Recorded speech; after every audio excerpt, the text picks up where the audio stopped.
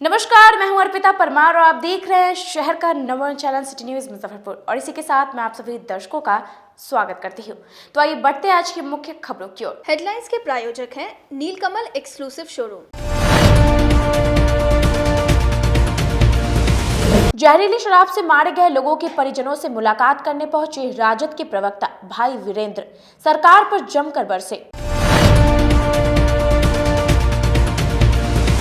छठ पूजा के अवसर पर आयोजित ऑर्केस्ट्रा के दौरान झड़प का वीडियो वायरल होने के बाद पुलिस प्रशासन हरकत में आई और अक्षय नवमी पर्व पर लोगों ने आंवला के पेड़ की पूजा कर प्रसाद का किया सेवन। तो ये थी आज की मुख्य खबरें। अब खबरें विस्तार से। जहरीली शराब सेवन से मारे गए लोगों के परिजनों से मुलाकात करने पहुंचे राजद प्रवक्ता भाई वीरेंद्र ने सरकार पर जमकर हमला किया। राजद के मुख्य प्रवक्ता और कद्दावर नेता भाई वीरेंद्र ने जहरीली शराब से हुई लोगों की मौत के परिजनों से मुलाकात की है। राजद की 6 सदस्यीय टीम ने सरैया और कांटे में परिजनों से मुलाकात की, जिसके बाद उन्होंने एनडीए सरकार पर निशाना साधते हुए कहा कि एनडीए नेता के रसूखदार शराब माफियाओं से मिली भगत है। शराब माफिया माला माल हो रहे हैं। आरसीपी टैक्स के तहत थाने में पोस्टिंग होती है। सरकार खुलेआम शराब बेचने वालों के साथ है, जिसको लेकर बिहार विधानसभा में हमारे नेता तेजस्वी यादव आवाज उठाएंगे और सड़क से लेकर सदन तक लड़ाई लड़ी जाएगी। लेकिन सरकार शराबबंदी के नाम पर नाटक कर रही है और इनके रसूखदार नेता अरबों करोड़ों रुपया कमा रहे हैं। वीरेंद्र जी, 16 तारीख को नीतीश कुमार जो समीक्षा बैठक करने वाले हैं, तो बतौर विपक्ष आप क्या कुछ मांग करते? नहीं, ये सवाल है। देखिए, हर तरह का वो मीटिंग करते हैं। ये आईवास है। आईवास के अलावा कुछ नहीं है और ये जनता के आंखों में धूल झोंकने का काम करते हैं। जिस प्रदेश का मुख्यमंत्री शराब माफियाओं के से साथ बैठकर फोटो खिंचवाते हैं, दाएं और बाएं शराब माफिया बैठते हैं, उससे क्या अपेक्षा की जा सकती है? कौन सी समीक्षा करना चाहते हैं? रोज हत्या, लूट, बलात्कार हो रहे हैं। हर व्यक्ति भयभीत है, हर आदमी सहमा हुआ है, चाहे वो पत्रकार हो या नेता हो, आम आवाम हो। कुछ नहीं करना है। सारे बलात्कार हो रहे हैं, सामूहिक बलात्कार हो रहे हैं। सरकार रोज समीक्षा कर रही है। हत्या रुक कहाँ रहा है? बलात्कार रुक कहाँ रहे हैं? इसलिए शराब पर ये आईवास है। आईवास के अलावा कुछ नहीं। मनियारी थाना क्षेत्र के एक गांव में छठ पूजा के दौरान आयोजित ऑर्केस्ट्रा में मारपीट वाला वीडियो वायरल होने के बाद पुलिस हरकत में आई। जिले के मनियारी में छठ पूजा के समापन के अवसर पर गुरुवार रात गांव में ऑर्केस्ट्रा का आयोजन किया गया। बार बालाओं के ठुमके पर लोग जमकर थिरके। मनियारी पुलिस इससे पूरी तरह अनभिज्ञ रही। मामला तब सामने आया जब इस आयोजन में दो पक्षों में जमकर झड़प हो गई। खूब लाठी डंडा दोनों तरफ से चला। अफरा तफरी और भगदड़ का माहौल बन गई। इस आयोजन का लुत्फ महिलाएं और बच्चे भी उठा रहे थे। जब मारपीट हुई तो सभी जान बचाकर भाग निकले। इसका वीडियो सोशल मीडिया पर वायरल होने लगा। मामला पुलिस के संज्ञान में पहुंचा। प्रशासनिक रोक के बावजूद इस तरह का आयोजन होना पुलिस की विफलता को दर्शाता है। वहीं मामले में डीएसपी पश्चिमी अभिषेक आनंद ने बताया कि वीडियो के आधार पर चिन्हित कर कार्रवाई का आदेश थानेदार को दे दी गई है। जी, उस वीडियो को देखा गया है। थानेदार से बात भी की गई है और उनको बताया गया है कि चिन्हित लोगों को खोजा जाए और जो उचित कार्रवाई होगी वो की जाएगी। काटी थाना क्षेत्र के प्रेमी छपरा गांव में सन की पति ने अपनी दोनों पत्नियों को बेरहमी से पिटाई कर उसकी कब्र तक खुदवा डाली। जिले के कांडी थाना क्षेत्र के प्रेमी छपरा गांव में एक सन की पति ने अपनी 2 बीवियों के साथ जमकर मारपीट की। मायके से रुपए नहीं लाने पर पति ने दूसरी पत्नी को हॉकी व लाठी से जमकर रात भर पीटा। फिर सुबह 4 बजे से दरवाजे के बाहर बीवियों से कब्र खुदवाने लगा ताकि उसी कब्र में दोनों बीवियों को दफनाया जा सके। सुबह होते ही जब दूसरी पत्नी बेहोश हुई तो उसके मुंह में खंती डालकर होश में लाया। इसके बाद फिर से उसकी पिटाई कर दी। घटना की जानकारी होने पर भारी संख्या में ग्रामीण मौके पर जुट गए। इसके बाद दोनों बीवियों को बचाया गया। वहीं एक बीवी की स्थिति नाजुक बनी हुई है। उसको आनन फानन में इलाज के लिए सदर अस्पताल में भर्ती कराया गया है, जहां उसका इलाज किया जा रहा है। उधर स्थानीय लोगों ने घटना की सूचना पुलिस को दी। मौके पर पहुंची पुलिस ने आरोपी पति को हिरासत में ले लिया। इस घटना में उनका हाथ टूट गया, जबकि शरीर के अन्य हिस्सों में काफी चोट है। रात 4 बजे भोर आज सुबह में जी क्या हुआ था? झगड़ा हुआ था बगैर बात का, कहाँ कहाँ के बात निकालते थे, जो बात नहीं मालूम था वो ज़बरदस्ती पूछते थे, नहीं बता पाते थे तो मारने लगते थे। अम्मी अपना जान बचा के सास चली गई और घर में हम लोग को इतना मार मारे।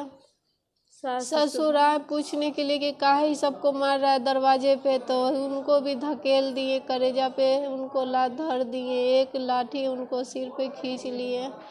गांव वाला सब देखा तो पुलिस को फ़ोन किया, वो सब आया तो पकड़ के ले गए इनको। मारने के क्रम में क्या क्या किया है आपके साथ, किस चीज़ से मारा है आपको? हॉकी के डंडा से मारे, लाठी से मारे हैं, टेंगारी उठाए हुए थे काटने के लिए, दांती लग गया तो एक पैर हमारे आँख पे कल्ला पे रख के दबाए हुए हैं एकदम जोर से, खंती से। कौन खोदा है, आप खुद खोदी कि वो अपने खोदा है? हम दोनों बीवी से गड्ढा खनवाए हैं। कौन, पति जी? आप लोग खनी हैं? जी, अच्छा, जबरदस्ती मार मार के खनवा रहे थे। और यहाँ टूटल था। क्यों खनवा रहे थे? देखे ना तो बोल रहे थे क्या कि इसमें कब्र खोनो, इसी में तुम सबको गाड़ेंगे, दोनों को और बच्चा सबको। कैसे फरिश्ता क्या नाम है आपका? मुसर्रत परवीन। कितना दिन पहले शादी हुआ था आप दोनों का? 2013 में शादी हुआ था। आगे क्या चाह रही हैं आप? उनके ऊपर जिंदगी नहीं कटेगा, जब से शादी हुआ है कभी खुश नहीं रखे, हमेशा बराबर मारपीट करके रखते हैं। क्या लग रहा है मारिए देता आपको?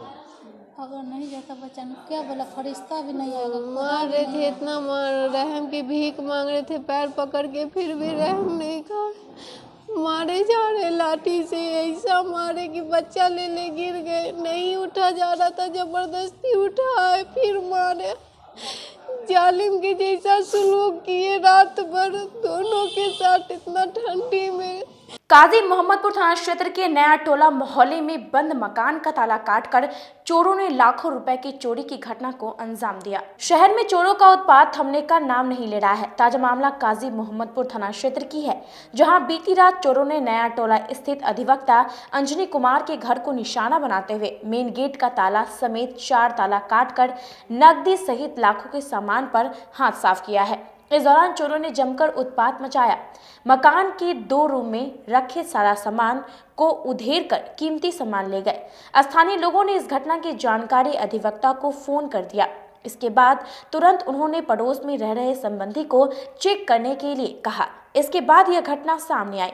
जानकारी के अनुसार कल यानी शुक्रवार को अधिवक्ता अंजनी कुमार अपने पूरे परिवार के साथ एक शादी समारोह में शामिल होने कोलकाता गए थे। आज सुबह जैसे ही वह वहां ट्रेन से उतरे, वैसे ही इस घटना की जानकारी उनको मिली, जिसके बाद उन्होंने फोन कर थाने में इसकी शिकायत की। जानकारी मिलते ही काजी मोहम्मदपुर के दरोगा संजय दुबे मौके पर पहुंचे और घटना की छानबीन शुरू कर दी। आपको बता दें कि अधिवक्ता अंजनी कुमार मूल रूप से कांटी इलाके के पानापुर गांव के निवासी हैं। वह पिछले कई वर्षों से नया टोला स्थित मणिभूषण कुमार राय के मकान में किराए पर रह रहे हैं। घटना के संबंध में अधिवक्ता के संबंधी आलोक कुमार मिश्रा ने बताया कि वह पूरे परिवार के साथ मिथिला ट्रेन पकड़कर कलकत्ता गए थे। आज सुबह में इस घटना की जानकारी मिली। उन्होंने बताया कि घर में रखे कई कीमती सामान सहित नकदी भी गायब है। अब तो इसका आकलन उनके आने के बाद ही होगा। बहनोई साहब का ही जो है रेंट में रहते हैं इसमें, और कल वो लोग अपने भतीजा के शादी रिसेप्शन वगैरह में कल मिथिला पकड़ के 12 तारीख को कलकत्ता गए हैं, और ये घटना 12 तारीख के रात में हो गई है। सुबह में जो है बगल में गाड़ी उड़ी लोग लगाते हैं, तो वो लोग रात का ड्यूटी करके आए, ताला टूटा हुआ देखे तो वो लोग बताए। फिर हमारी बहन को फ़ोन हुआ तो वो लोग हमको कहा, तो हम लोग आकर के देखे हैं। इनके जितने साथी उथी थे सब आए हैं, देखे उखे हैं, फिर थाना में एक आवेदन दे दिया गया है। देखने में क्या प्रतीत हो रहा है, कितने रूम का ताला टूटा है और क्या क्या इस तरह का स्थिति है रूम? देखिए, सही से तो हमारे भनोई साहब आएंगे वही बता पाएंगे, लेकिन ताला कम से कम 2 या 3 तो टूटा ही है। उसके अलावा रूम में जो सामान, हाँ, रूम में सामान सब बिखरा पड़ा है, मतलब हर चीज़ को सर्च उर्च किया गया है, और सही नुकसान की जानकारी तो वही दे पाएंगे। कितने दिनों से इस मकान में वो रह रहे थे? इसमें हमको लगता है कि उनके गांव के ही किसी का मकान है, जिसमें हमको लगता है कि 5-7 साल से कम से नहीं है। 3 बेटियों को जन्म देने वाली रिमझिम जब बेटे को जन्म नहीं दे सकी तो पति ने बेटियों समेत घर से निकाल दिया। बेटा नहीं जन्म देने पर आभूषण कारोबारी ने अपनी पत्नी रिमझिम कुमारी को मारपीट कर 3 बेटियों के साथ घर से निकाल दिया है। रिमझिम अपनी 3 मासूम बेटियों को लेकर इंसाफ के लिए महिला थाने व नगर थाने की चक्कर काट रही है, लेकिन उसकी फरियाद सुनने वाला कोई नहीं है। पति की पिटाई से बीमार रिमझिम की तबीयत शनिवार को काफी खराब हो गई थी। उनके मायके वालों ने इलाज के लिए सदर अस्पताल में भर्ती करवाया है। रिमझिम कुमारी ने बताया कि उसका ससुराल मुरौल प्रखंड के एक गांव में है। उसके पति का आभूषण मंडी में दुकान है। 3 लगातार बेटी हुई तो पति बेटा के लिए प्रताड़ित करने लगे। ऐसे में 3 बार उसका गर्भपात भी करवाया गया। अंतिम बार बेटी बताकर गर्भपात करवा दिया, लेकिन वह बेटा था। इसको लेकर भी उसके साथ मारपीट करके खाना पीना बंद कर दिया गया। खन्ना की शाम पति ने पहले 3 बेटियों के साथ मारपीट की, फिर उसको घर से निकालकर दरवाजा बंद कर लिया। वह महिला थाने पर शिकायत करने गई तो वहां उसकी फरियाद सुनने वाला कोई नहीं था, ना ही नगर थाने में उसकी शिकायत ली गई। अब वह सोमवार को एसएसपी जयंतकांत से मिलकर इंसाफ की गुहार लगाएंगी। 3 बेटी है, इसीलिए हमको मारते पीटते हैं कि 3 बेटी का कैसे होगा, ये होगा। बहुत ही मारते हैं, बहुत मारते। बच्चा लोग को भी मारते हैं, बउआ लोग को भी मारते हैं। बड़ी बेटी को मारे, उस दिन छोटी बेटी को मारे, गर्दन से ऐसे पकड़ के मट्टी पर फेंक दिए। बेटी है, हम कहाँ से बेटा लाए? जो मेरे भाग में होगा, जो उनसे ना होगा, हमसे क्या होगा भैया? क्या हुआ वर्तमान में, क्या हुआ? वर्तमान में यही हुआ है कि मेरे मतलब 2-3 बार अबॉर्शन हुआ है मेरा। एक बार जो मतलब जांच हुआ तो उसमें लड़की बता दिया, जांच करवाया तो लड़की बता दिया। उसके बाद जब अबॉर्शन करवाया तो लड़का निकला, तो उसके लिए भी मारा कि तुम बच्चा के मार दिया, ये करते। तो अबॉर्शन तो वो ना करवाया, हम तो खुद से नहीं गए थे करवाने, वो गया था हमको लेकर करवाने। मेरी मम्मी थी, मेरे पापा थे। हमको बहुत दर्द हुआ, बहुत तकलीफ में हम अपना ज़िंदगी जिए। 3-4 बार अबॉर्शन अपने जाके करवा दिया। इधर हाल फिलहाल में कब घटना घटी है? ये अभी 8 महीने के बाद पहले की बात है, मेरी 9 महीने के पहले की बात है कि मेरी बेटी पेट में थी। तो उस बोले कि हमको कि चलो जांच करवाते, लड़का होगा तो ठीक है, नहीं तो अबॉर्शन करवा देंगे। हम कि नहीं, अबॉर्शन नहीं करवाएंगे, सो रहने दीजिए जो भी है। तो नहीं, लड़की होगा तो मतलब गए ना, तो बता दी कि लड़की है। तो हम गए डॉक्टर। हाल फिलहाल में हमको वही खरना के दिन मारा है। उस दिन हमको बहुत ही मारे हैं। बच्चा सी को, हाँ, बड़ी वाली को और छोटी वाली को भी मारे। और बड़ी वाली सोई हुई, बुखार लगा, छोटी वाली को लेकर आए, इसको गर्दन पकड़ के ऐसे करके फेंक दिए। ये कौन है पति आपका, क्या करता है? अवधेश नाम है और कारीगरी करते हैं, गरीब स्थान माली गली। अपना दुकान होगा? हाँ, अपना ही दुकान है, पायल अलंकार। आगे क्या चाह रही हैं? आगे चाह रहे हैं कि वो हमको सही से रखेगा तो रखे, ना तो वो हमसे मारपीट ना करे, ना हमको मारे। मेरे बच्चा सबको अच्छा परवरिश दे, हम पढ़ाए लिखाए, अच्छा हमको संस्कार बस अच्छा चाहिए, हमको इंसाफ चाहिए। और नहीं रखे तो हमको खर्च दे, हम अपना बच्चा को अपने पास रखेंगे। क्या लग रहा है, कहीं अफेयर वगैरह है क्या? नहीं, अफेयर वगैरह नहीं है। अब क्या कह रहा है वो? अब कुछ नहीं, वो जो उसकी माँ बहन कहती है वही करता है, बोलता है मार। अगर थोड़ा सा भी अगर हम से इतना खाना खराब होता नहीं तब मारने लगता है, बिना मतलब के मारने लगता है। वो बहन सबको अगर थोड़ा समय पर खाना नहीं दी उसके लिए मारने लगता है, बहुत मारता पीटता है। छठ पूजा समाप्त होने के बाद अचानक शहर में लोगों की भीड़ उमड़ी, जिसके कारण पूरा शहर जाम से परेशान रहा। नगर वासियों को जाम की समस्या से मुक्ति नहीं मिल पा रही है। प्रतिदिन जाम की समस्या से लोगों को जूझना पड़ रहा है। शहर का कोई भी सड़क ऐसा नहीं है जहां जाम की समस्या से लोग परेशान ना हो। सड़क किनारे 2 पहिया व 4 पहिया वाहनों को खड़ा करना जाम का प्रमुख कारण है। इस समस्या पर नगर प्रशासन एवं जिला प्रशासन द्वारा ध्यान नहीं दिया जा रहा है। शहर में ना तो पार्किंग की व्यवस्था है और ना ही ट्रैफिक की। शनिवार को स्टेशन रोड, मोती झील सहित अन्य मार्गों पर दोपहर के समय सड़क पर गाड़ियों की लंबी कतारें खड़ी हो गई और लोग जाम में परेशान होते रहे। रुक रुक कर जाम से लोग पूरे दिन जूझते रहे। मिनटों का सफर घंटों में तय करने को स्थानीय लोग मजबूर रहे। जाम की परेशानी जब तक प्रशासन के साथ अगर पब्लिक लोग या हम लोग जब तक अमल नहीं करेंगे, प्रशासन के बदौलत हम लोग जाम को नहीं छुड़ा सकते। हम लोग में अपने आप में भी चेंजिंग लाना होगा, तभी जा करके हम लोग जाम से निजात पाएंगे। और इसमें अधिकतर देखिएगा कि आप दुकानदार जो हैं अपने दुकान के सीमा से लगभग 10-15 फीट आगे तक दुकान लगाते हैं और उसके बाद गाड़ी लगवा देते हैं, तो जाम तो लगना ही लगना है। मेन कारण है दुकान रोड पे लगाना और उसके बाद लोग जो गाड़ी चलाते हैं देखिएगा कि हड़बड़ी में एकदम रहेंगे, आगे ओवरटेक करने के चक्कर में भी जाम लगता है। और अभी जाम इसलिए भी लग रहा है कि प्रशासन लोग थोड़ा इलेक्शन में भी बिजी है, प्रशासन का कमी है मुजफ्फरपुर जिला में, आप देखते होइएगा। तो पहले बात की जिलाधिकारी महोदय या जो भी पदाधिकारी निर्णय लेते हैं पर उसको लागू करने में वो सफल नहीं हो पाते। सिर्फ कागजी घोड़ा दौड़ती है और उसके बावजूद कोई क्रियाकलाप को रूपांतरित नहीं किया जाता है। यहाँ पर जो ट्रैफिक पुलिस की जो व्यवस्था है, सबसे पहले पुलिस पदाधिकारी द्वारा पैसा लेकर दुकान लगवाया जाता है। आम आदमी को वहाँ पर परेशानी, बहुत से ऐसे दुकानदार हैं जिनका मोटरसाइकिल 50-50 मोटरसाइकिल लगा हुआ रहता है, कार लगा हुआ रहता है, और तब लोगों को जो है उस छोटे से जगह में जाने आने में परेशानी होती है। तो उसके लिए पूरी तरीक़ा से रोड पर मैप बनाकर और एक्सपर्ट पदाधिकारियों को वहाँ पर रखकर और ये जाम से मुक्ति दिलाने का काम करना चाहिए। वक्त चला एक छोटे से ब्रेक का, बने रहिए हमारे साथ, देखते रहिए सिटी न्यूज़ मुजफ्फरपुर। अब आ गया है आपके अपने शहर में उत्तर बिहार का पहला नीलकमल एक्सक्लूसिव शोरूम। नीलकमल इंडिया की फेवरेट फर्नीचर ब्रांड है। इस कंपनी के सभी रेंज एक ही छत के नीचे आपको मिलेगी। होम फर्नीचर, ऑफिस फर्नीचर की सभी रेंज यहाँ पे उपलब्ध है। कंपनी का एक्सक्लूसिव शोरूम होने के कारण 40% तक की विशेष छूट यहाँ मिल रही है। इसके अलावा 0% इंटरेस्ट के साथ बैंक से फाइनेंसिंग की भी सुविधा उपलब्ध है। तो देर मत कीजिए, एक बार हमारे यहाँ अवश्य पधारें।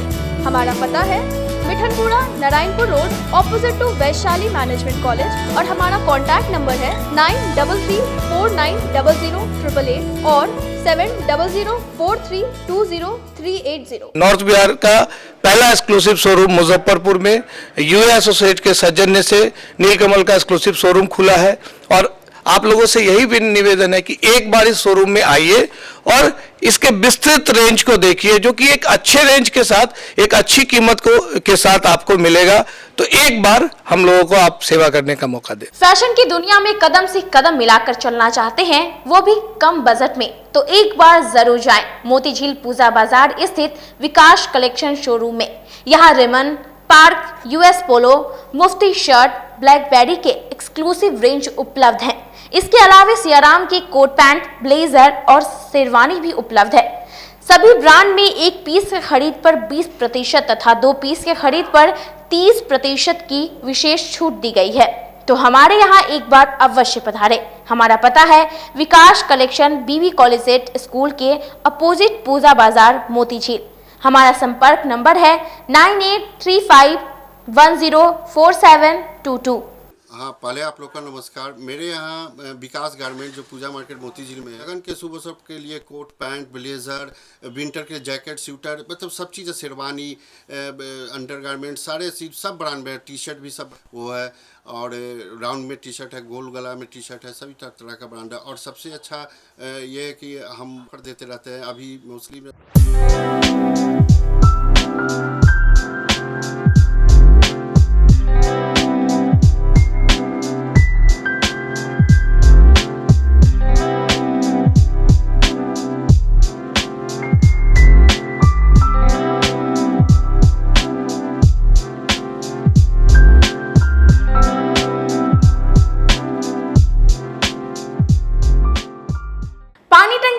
वीवो एक्सक्लूसिव शोरूम में त्योहार के मौके पर मोबाइल की खरीदारी करने पर एक से बढ़कर एक उपहार दिए जाने की व्यवस्था है।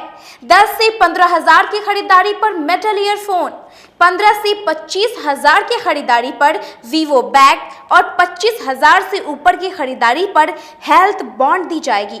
तो एक बार हमारे यहाँ अवश्य पधारें। वीवो एक्सक्लूसिव शोरूम, पानी टंकी चौक। जो फिनांस की सुविधा में जेस मनी भी फिनांस करती है। एक अच्छी बात यह है कि इंडिया के नागरिक होने के नाते आपको कहीं के भी नागरिक हैं आपको यहाँ भी फिनांस मिलेगा जिस मनी के माध्यम से। ये एक बेहतर बात है। अगर आप कहीं के भी रहने वाले और मुजफ्फरपुर में आप मोबाइल ख़रीदना चाहते हैं, आपके पास आधार या डॉक्यूमेंट दूसरे जगह का है, फिर भी हमारे यहाँ आपको जिस मनी के माध्यम से आपको फिनांस की सुविधा मिलेगी। पहले ये सुविधा नहीं थी और बहुत जगहों पर ये सुविधा अभी भी नहीं है। ये हमारे शोरूम में आपको मिल पाएगा। ब्रेक के बाद एक बार फिर से आप सभी दर्शकों का स्वागत है। तो आइए बढ़ते अगली खबरों की ओर। अक्षय नवमी पर्व पर श्रद्धालुओं ने आंवला के पेड़ की पूजा की और प्रसाद ग्रहण किया। वहीं दुर्गा मंदिर परिसर में भक्तों के बीच खिचड़ी का वितरण किया गया। जिले में अक्षय नवमी का त्यौहार शनिवार को धार्मिक उल्लास के साथ मनाया गया। श्रद्धालुओं के द्वारा आंवला के पेड़ का पूजन किया गया। वहीं आंवला वृक्ष के नीचे बैठकर प्रसाद का सेवन श्रद्धालुओं ने किया। कार्तिक मास की शुक्ल पक्ष की नवमी को यह पर्व मनाया जाता है। शास्त्रों में भी आंवला के वृक्ष का विशेष महत्व बताया गया है। इस वृक्ष में भगवान विष्णु का निवास होता है। सुबह से ही पूजा करने के लिए महिला श्रद्धालु शहर में स्थित मंदिर और बागीचों में लगे आंवला के वृक्ष की पूजा करने पहुंचने लगी थी। आंवला की पूजा करने से आरोग्य, पुत्र रत्न व सुख समृद्धि की प्राप्ति होती है। पंडित हरिशंकर पाठक ने बताया कि शास्त्रों के अनुसार आंवला नवमी के दिन आंवला के वृक्ष की पूजा करने से व्यक्ति को पापों से मुक्ति मिलती है। आंवला नवमी के दिन आंवला के वृक्ष की पूजा करते हुए परिवार की खुशहाली और सुख समृद्धि की कामना की जाती है। साथ ही इस दिन वृक्ष के नीचे बैठकर भोजन किया जाता है और प्रसाद के रूप में भी आंवला खाया जाता है। कार्तिक शुक्ल पक्ष आंवला नवमी, जिसे अक्षय नवमी के नाम से जाना जाता है। आज के दिन आंवला वृक्ष के पास खिचड़ी पकवान बनाने की विधान है एवं भोजन करने की विधान है। आज के दिन अपने परिजनों ब्राह्मणों के साथ अक्षय नवमी पर आंवले के वृक्ष के पास भोजन किया जाता है। इससे अक्षय फल की प्राप्ति होती है। आज के दिन आंवला पूजन से, आंवला वृक्ष की पूजन से समस्त पापों का क्षय होता है एवं सभी कामनाओं की पूर्ति होती है। आज के दिन किए हुए दान अक्षय रूप में प्राप्त होता है। शास्त्र में माना जाता है कि आज के दिन किया हुआ दान पुण्य अगले जन्म में भी प्राप्त होता है। वहीं गोला स्थित दुर्गा मंदिर परिसर में अक्षय नवमी पर्व पर श्रद्धालुओं के बीच खिचड़ी का वितरण किया गया। यह कार्यक्रम गरीब स्थान मंदिर के महंत वैद्यनाथ पाठक और अभिषेक पाठक द्वारा आयोजित किया गया था। एलएस कॉलेज मैदान में 15 से 17 नवंबर तक बिहार राज्य जूनियर एवं सीनियर एथलीट्स चैंपियनशिप का आयोजन किया जाएगा, जिसकी जानकारी संघ की ओर से दी गई है। मुजफ्फरपुर जिला एथलीट संघ के द्वारा 15 नवंबर से 17 नवंबर तक एलएस कॉलेज के मैदान में बिहार राज्य जूनियर एवं सीनियर एथलीट्स चैंपियनशिप का आयोजन किया जाएगा। इस चैंपियनशिप में राज्य के सभी 38 जिलों के खिलाड़ी भाग लेंगे। उक्त बातें शनिवार को एलएस कॉलेज की व्यायामशाला में आयोजित प्रेस वार्ता में एथलीट संघ के सेक्रेटरी मृत्युंजय कुमार ने बताया। साथ ही कहा कि जिले में यह बहुत बड़ा आयोजन है, जिसमें राज्य के विभिन्न जिलों से 2000 से अधिक खिलाड़ी भाग लेंगे। आयोजन समिति एवं विभिन्न उप समितियों का गठन किया। आयोजन समिति में जिलाधिकारी प्रणव कुमार, भारतीय एथलीट्स टीम के पूर्व प्रबंधक अनिल कुमार सिन्हा, एलएस कॉलेज के प्राचार्य डॉक्टर ओम प्रकाश राय और समाज सेवी प्रवीर तिवारी को संरक्षक बनाया गया है। 10वीं बिहार राज्य जूनियर एवं सीनियर एथलेटिक्स प्रतियोगिता का आयोजन है, जो 15 से 17 नवंबर तक लंगट सिंह महाविद्यालय के मैदान में होगा। इस कार्यक्रम में 5 पुरुष और 5 महिला वर्ग, टोटल 10 वर्ग के प्रतिभागी भाग लेंगे, जो बिहार के कुल 38 जिलों से लगभग 2 से 2.5 हज़ार के बीच में उनकी संख्या होगी प्रतिभागियों की। कार्यक्रम का उद्घाटन 15 तारीख को हमारे माननीय मंत्री कला संस्कृति एवं युवा विभाग के डॉक्टर आलोक रंजन जी करेंगे। उनकी सहमति हमें प्रदान हो गई है। हमारे इस कार्यक्रम में टोटल 146 इवेंट होने हैं। 146 इवेंट में फर्स्ट, सेकेंड, थर्ड 3 प्राइज़ दिया जाएगा। अभी तक हमारे यहाँ 17 जिलों की प्रविष्टि आ चुकी है, जिसमें लगभग 900 के आसपास एंट्री हो चुकी है। उनके चेस्ट नंबर के अलॉटमेंट का काम चल रहा है और सारे ज़िले की प्रविष्टि आज रात तक आ जाने की संभावना है। 14 तारीख को सारे प्लेयर्स हमारे आएंगे और प्लेयर्स की रहने की व्यवस्था भी लंगट सिंह महाविद्यालय के परीक्षा भवन, विश्वविद्यालय के गर्ल्स छात्रावास में लड़कियों के लिए, लॉ कॉलेज में, हमारे चित्रगुप्त एसोसिएशन छाता चौक पर एवं साइंस कॉलेज में की गई है। हाँ, प्रतियोगिता का आयोजन एलएस कॉलेज में ही होना है, एलएस कॉलेज के मैदान में होना है। मैं अभी मुजफ्फरपुर जिला एथलेटिक्स संघ का सचिव मृत्युंजय कुमार सिंह बोल रहा हूँ।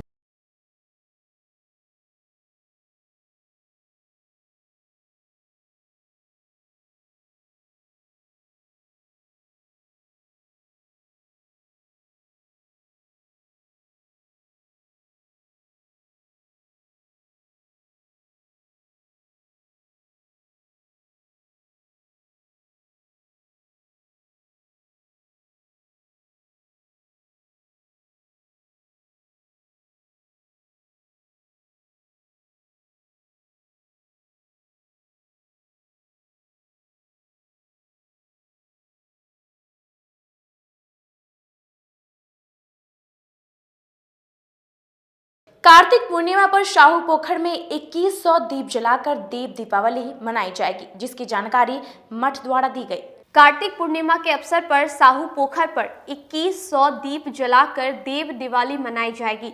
साथ ही चारों घाट पूर्व, पश्चिम, उत्तर और दक्षिण पर महाआरती का आयोजन वैदिक मंत्रोच्चारण के साथ किया जाएगा। उक्त बातें शनिवार को साहू पोखर पूजा समिति के संयोजक प्रभात कुमार ने फलहारी बाबा मठ में प्रेस वार्ता के दौरान कही। साथ ही बताया कि इसके पूर्व 15 नवंबर को देवोत्थान एकादशी को लेकर फलहारी बाबा मठ में एकादशी महोत्सव और 17 नवंबर को महादेव मंदिर में भगवान भोलेनाथ का रुद्राभिषेक कर महाश्रृंगार किया जाएगा।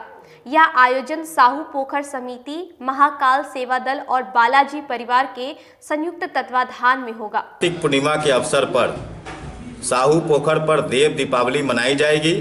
साथ ही चारों घाट पर महाआरती का आयोजन होगा और 2100 दीपों से साहू पोखर जगमगाएगा। उसके पूर्व 15 तारीख को देवोत्थान एकादशी के दिन साहू पोखर फलहारी बाबा मठ में पूरे धूमधाम से देवोत्थान एकादशी मनाई जाएगी और 17 तारीख को त्रयोदशी के दिन महादेव मंदिर में भोलेनाथ का महाश्रृंगार महाआरती किया जाएगा। इस आयोजन में साहू पोखर पूजा समिति, महाकाल सेवा दल और बालाजी परिवार का सहयोग रहेगा। इस कार्यक्रम में शहर के कई गणमान्य लोग सहित सैकड़ों की संख्या में स्थानीय लोग शामिल होंगे। एक प्रयास मंच द्वारा श्रम कार्ड बनवाने का शिविर का आयोजन किया गया, जिससे सैकड़ों मजदूरों का ऑनलाइन रजिस्ट्रेशन किया जाएगा। एक प्रयास मंच के द्वारा शनिवार को भलखाना रोड स्थित केंद्र सरकार के द्वारा मजदूरों के लिए चलाए जा रहे ई श्रम कार्ड योजना का लाभ दिलाने के लिए मंच के द्वारा शिविर ई श्रम कार्ड बनाने का शिविर आयोजन किया गया।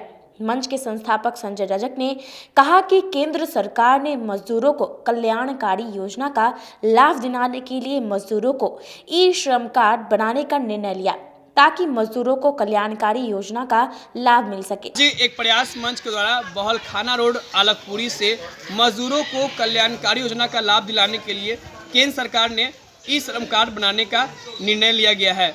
इसी को देखते हुए मंच के द्वारा शिविर लगाकर लोगों का ई श्रम कार्ड बनाया जा रहा है। ई श्रम कार्ड 18 साल से लेकर 60 साल के जो भी लोग हैं, जो रोज़ कमाते हैं, रोज़ खाते हैं या फिर किसी प्रकार का मजदूरी करते हो, चाहे वो ठेला चलाते हो, टेम्पो चलाते हैं या फल बेचते हैं या किसी प्रकार का मजदूरी करते हैं, और ख़ासकर महिला भी अगर घरेलू काम करती है, चाहे वो सिलाई हो, कढ़ाई हो, बुनाई हो या वो टीचर है, इन लोगों का भी ई श्रम कार्ड बनने जा रहा है। इनके 5 फायदे हैं। पहला ये कि अगर मजदूरों की मृत्यु होती है तो 2 लाख रुपया सरकार देगी। पहला ये कि अगर दुर्घटना होती है तो 1 लाख रुपया बीमा है।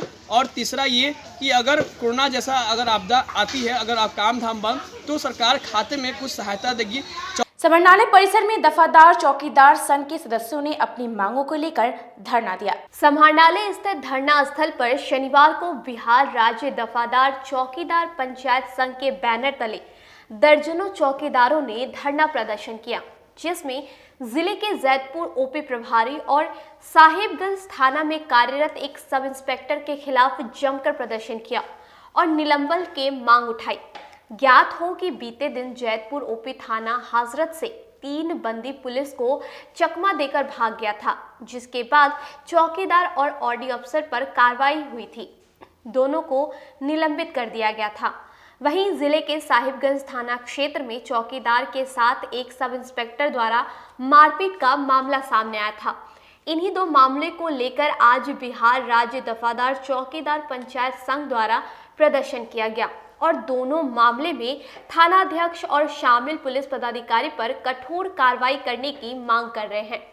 पूरे मामले पर संघ के नेता ने बताया कि बिहार के डीजीपी द्वारा यह आदेश जारी है कि किसी प्रकार का थाना का काम जैसे कैदी स्क्वाड, सिरिस्ता का काम, कैदी की देखरेख, यह सब नहीं करना है। बावजूद इसके बड़े अधिकारियों के आदेश का अवहेलना करते हुए स्थानीय थाना स्तर के पुलिस पदाधिकारियों द्वारा ड्यूटी कराया जाता है और किसी भी घटना दुर्घटना के बाद सीधे कार्रवाई कर दी जाती है। इस दमनकारी नीति का हम सभी विरोध करते हैं और पुलिस के सभी आला अधिकारियों से यह मांग करते हैं कि ऐसे लोगों पर कठोर कार्रवाई हो, अन्यथा यह आंदोलन राज्य स्तर तक जाएगा।